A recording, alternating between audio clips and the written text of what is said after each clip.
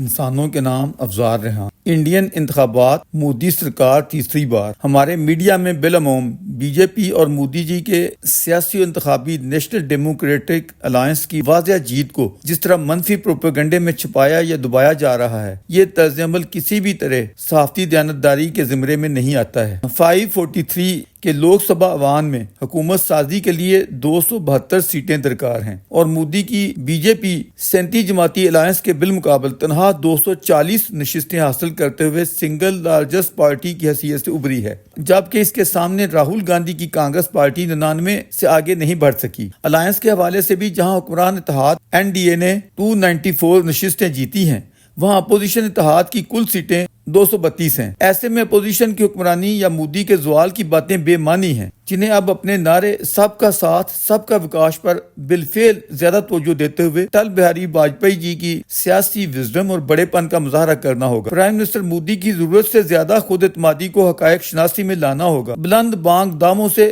پرہیز کرنا ہوگا۔ آج کے بھارت میں مہاتما گاندھی کے وچاروں سے آپ جتنی چاہے جان چھڑا لیں، لیکن اس سادھو کے بہت سے آدرش قدیمی ہندو سماج اور تہذیب سے پھوٹے ہیں، جن میں ہندو مذہب کی سادگی، وسط قلبی، وسیع النظری اور بڑا پن نمایاں تر ہیں۔ نریندرا مودی بھی بظاہر خود کو ایک فقیر کے روپ میں پیش کرتے ہیں، مگر ان کا لیونگ سٹائل اکثر ان کے دعوے سے میل نہیں کھاتا۔ وہ کہتے ہیں، میں پی ایم کی حیثیت سے جب غیروں کو ملتا ہوں تو میں اس وقت مودی نہیں ہوتا، 1 ارب 40 کروڑ کی جنتا کا نمائندہ بن کر وقار اور ڈگنیٹی دکھاتا ہوں، جو ہماری نظر میں بعض اوقات کچھ آگے تک پہنچ جاتی ہے۔ اور پھر وہ رنگ برنگی جتنی جیکٹس بدلتے ہیں اور بڑھیا لباس کے لیے متفکر رہتے ہیں، اپنی مذہبیت کا جس دھڑلے سے پرچار کرتے ہیں، اس میں سیاسی ریاکاری کا پہلو قدم بقدم نمایاں ہوتا ہے۔ یہ اپروچیں روایتی ہندو سماج کی عاجزی، انکساری، سیوا اور بھکتی بھرے آدرشوں کے خلاف ہیں۔ آپ کی بات 400 پار کے نعرے نے بھی اپنا مثبت کی بجائے منفی اثر زیادہ چھوڑا ہے۔ درویش کا کہنا تھا کہ اگر وہ 370 پار کہتے تو بھی کشمیر مدعے کے تناظر میں اس کی کوئی معنویت یا مقصدیت واضح ہوتی، جو ان کے بہت بڑے کارنامے کی یاد دلاتا۔ انڈین انتخابی تاریخ میں 400 پار تو محض ایک مرتبہ ہوا، جب شریمتی اندرا گاندھی اپنے دیش کی ایکتا اور رکشا پر قربان ہو گئیں، تو بدلے میں راجیو گاندھی کو 404 یا 400 پار ہوئے۔ بی جے پی یہ نعرہ بھی رکھ سکتی تھی کہ تیسری بار مودی سرکار۔ بہرحال جب 400 پار کی گونج دماغوں میں چھائی ہوئی تھی تو بہت سے اپنوں نے یہ سمجھا کہ ہماری جیت تو اس قدر یقینی ہے کہ اگر اتنی شدید گرمی میں ہم ووٹ ڈالنے نہ بھی گئے تو کوئی بات نہیں، جیت تو مودی نے ہی جانا ہے، 400 پار نہ ہوئے تو 350 پار ہو جائیں گے۔ یہی وجہ ہے کہ 2024 کے الیکشن میں ووٹنگ ریشو نسبتاً کم رہی ہے۔ بی جے پی کا ووٹر سابقہ انہماک سے نہیں نکلا۔ دوسری طرف اس نعرے کا مخالفانہ اثر یہ ہوا ہے کہ راہل گاندھی اور اپوزیشن قیادت اپنی ہر تقریر میں یہ تشویش بیان کرتے پائے گئے کہ 400 پار کا یہ مطلب ہے کہ بی جے پی ہمارے بڑوں یا فاؤنڈنگ فادرز کا دیا ہوا عظیم الشان سنویدھان یعنی بھارتی آئین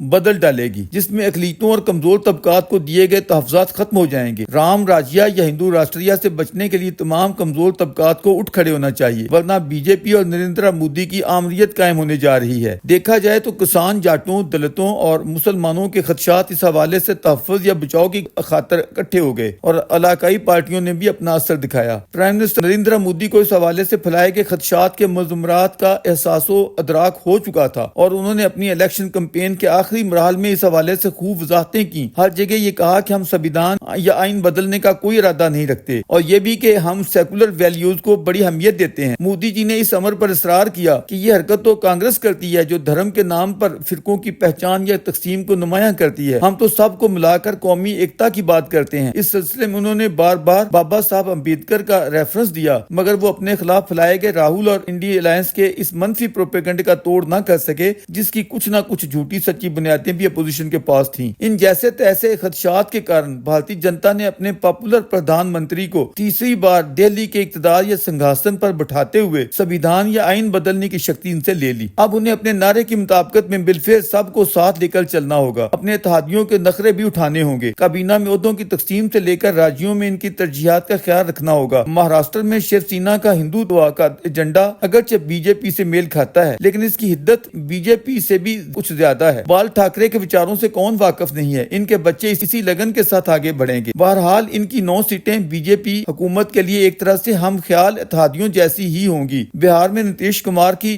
جنتا دل کے پاس 12 سیٹیں ہیں، جبکہ آندھرا پردیش میں چندر بابو نائیڈو کے دل کو دشام کی 16 نشستیں مودی سرکار کے لیے معاون ہوں گی۔ اپنی پارلیمانی پارٹی کی میٹنگ میں ان لیڈروں نے کھل کر مودی جی کے لیے اپنی بھاوناؤں کا اظہار کیا ہے، لیکن ان کی قیمت یا تقاضوں کا لحاظ تو مودی جی کو باہر رکھنا ہوگا۔ اس طرح کچھ آزاد اور چھوٹی پارٹیوں کے لوک سبھا نمائندے بھی اپوزیشن کے بجائے حکمران اتحاد کے ساتھ جانا پسند کریں گے۔ دوسری طرف انڈی الائنس کا یہ حال ہے کہ ممتا بنرجی کی کانگریس اپنی جیتی ہوئی 29 سیٹوں کے ساتھ اپنی الگ حیثیت کی حامل ہے، جو خود کو راہل گاندھی کے زیر اثر نہیں دیکھتی ہیں۔ الیکشن رزلٹ کے فوری بعد ہونے والے انڈیا اجلاس میں وہ خود شریک نہیں ہوئی، جس کے کارن راہل کو یہ اعلان کرنا پڑا کہ ہم سکتا یا حکومت میں نہیں جا رہے، اپوزیشن میں بیٹھیں گے۔ ان حوالوں سے جو لوگ ابہام پیدا کر رہے تھے وہ سب اب کلیئر ہو چکے۔ نریندر مودی پنڈت جواہر لال نہرو کا ریکارڈ برابر کرتے ہوئے آج 9 جون کو اپنی ہیٹرک کے ساتھ تیسری مرتبہ پرائم منسٹر انڈیا کا حلف اٹھانے جا رہے ہیں، اس امید کے ساتھ کہ انہوں نے اپنا 10 سالہ ترقیاتی ایجنڈا آئندہ بھی جاری و ساری رکھنا ہے اور اپنی سابقہ کوتاہیوں سے سیکھتے ہوئے بی جے پی کی پہلی پاپولیرٹی کو کس طرح بحال کرنا ہے، اپنے سے دور جانے والوں کو کیسے قریب لانا ہے۔ ہماری شبھ کامنائیں